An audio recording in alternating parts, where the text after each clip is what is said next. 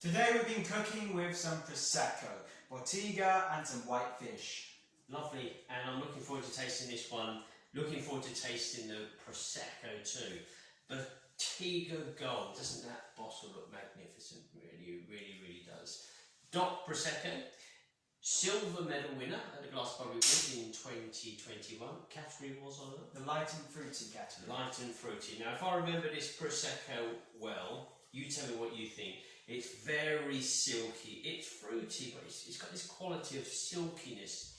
The bubbles kind of make it a creamy, silky, kind of yellow, floral, yellow fruit taste sensation. But I'm going to let you tell me what you think.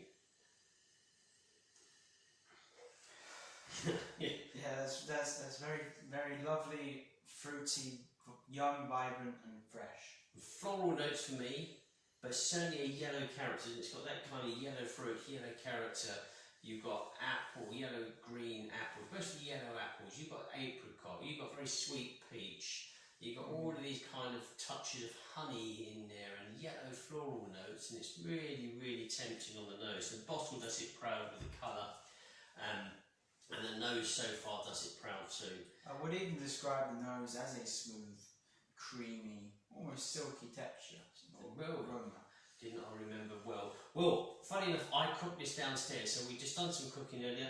Just some basic white fish fillets, so that could be cod. What I used was Basa. You don't have to get fresh, you may want to get fresh, you could even go frozen. I did frozen.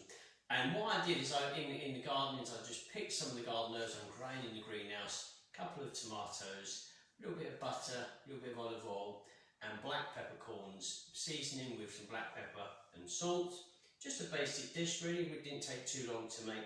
But when I was cooking it, I wanted to add some Prosecco, so I opened the bottle of the Bottega Gold, poured some in, and then let that simmer away for about half an hour. So I'm hoping that we're going to experience the kind of Bottega Gold in the dish, as well as the wine itself. But let's go for the flavour.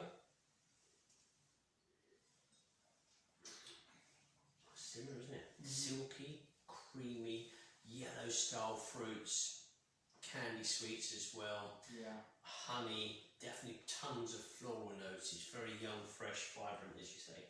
Definitely, as you originally described it, with that smooth, silky, creaminess with fruits, floral, candy. It's wonderful display. It is really good, and I finished it. That's how good it is. Sometimes you feel, oh wait a minute, I'm going to get a bottle, it's all flashy, it's all trendy, I'm going to turn up somewhere and pour this, and inside the bottle is not that good a wine. But it is in this circumstance with the Bottega Gold.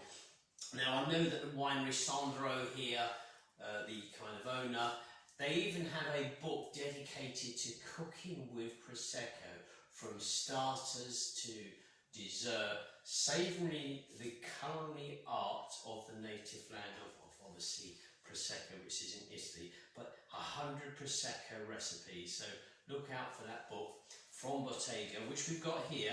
And this is why I chose the wine to actually pair with fish. Fish isn't too difficult to pair with. Usually you would say a still white wine. We're going for the bubbles on the kind of sparkling side of wine. But nonetheless, it's not too aggressive. So I'm hoping that these two would pair quite nicely. But what I'd like you to tell me, first of all, is can you taste the Prosecco in the dish? So let's give that a go. I poured myself some more. If you want some, let me know. Should be good. It should be good. So let's just try this.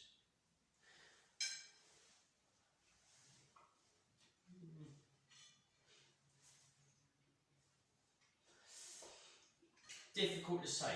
If I'm honest, we've got to be honest with these videos. Difficult to say, hey, I can really taste the wonderful flavours that the Prosecco had. Maybe I should have had more. Probably added about 1/5 of the bottle. So I literally saturated the fish, above the fish in the big pan, hoping that would marinate. Well, we're only talking about 20 minutes or so. But I don't really get that. The fish is very soft. So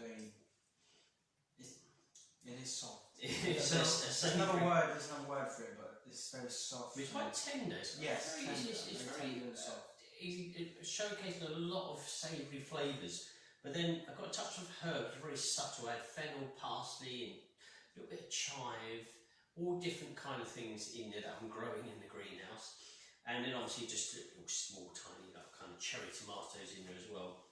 It's not too aggressive for the dish, but I didn't get the Prosecco in there. Next we should try the dish alongside the Prosecco. This is the important bit for me. Let's try that.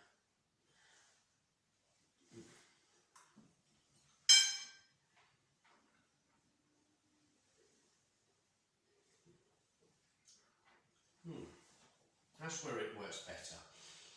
Cooking with is okay. This is tasting with even better.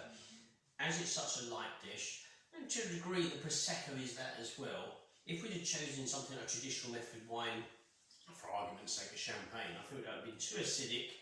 It would have literally taken away all the pleasures from the food. Whereas here, all you're getting from the Prosecco is a good palate cleanse, a lovely splash of honey and floral notes, a touch of fruit, but we're back to all the qualities of the dish. So I'm getting the white fish coming through very well. I'm tasting all of those different kind of pinches of herbs that I put in.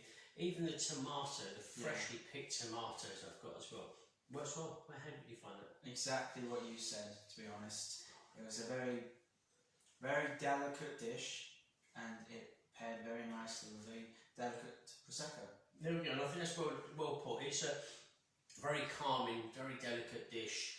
A nice bit of fish. You don't always have to go for still whites, you can go for bubbles. In this circumstance, we've gone for Prosecco DOC and a wonderful label, Bottega. Very passionate on their food pairing, so one to look out for. Look out for the book from Sandro as well. 100 recipes with Prosecco. That's magnificent.